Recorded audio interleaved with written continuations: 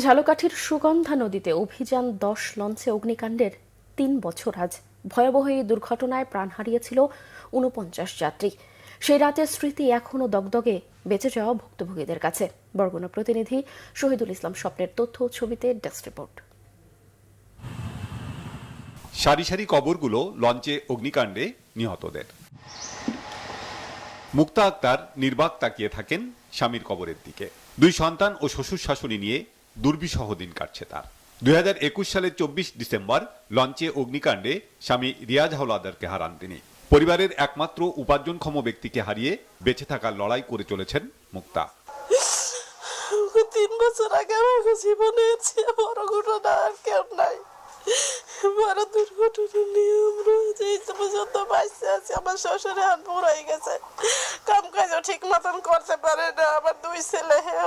সরকারের কাছে আবেদন জানি আমার পোলাগো জানি মানুষের মতো মানুষ করতে পারি, জানি একটু দেয়।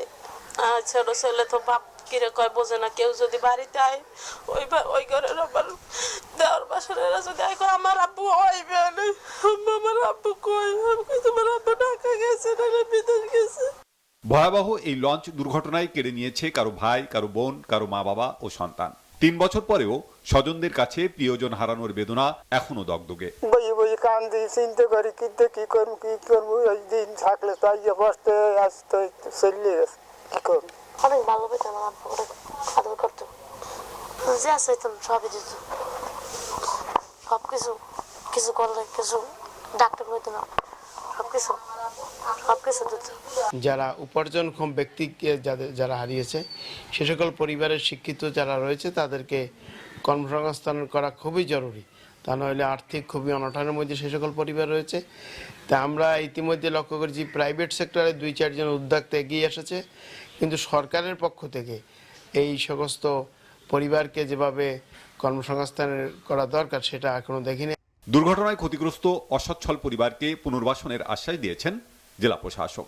তারা যদি আমাদের কাছে আসে যে কোনো ধরনের সাহায্যের জন্য আমরা চেষ্টা করব তাদেরকে সেই সাহায্যটা করার জন্য। এছাড়াও তারা যেহেতু বরগুনার অধিবাসী, আমাদের অনেকগুলো সরকারি বিভিন্ন ধরনের সহযোগিতা আমরা করে থাকি। সেই সহযোগিতার আওতায় তারা যদি আমাদের কাছে যোগাযোগ করে আমরা সেই সহযোগিতার আওতায় তাদেরকে নিয়ে আসার চেষ্টা করব।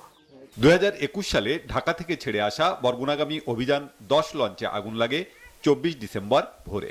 এতে প্রাণ যায় 49 জনের। Banglavision news desk.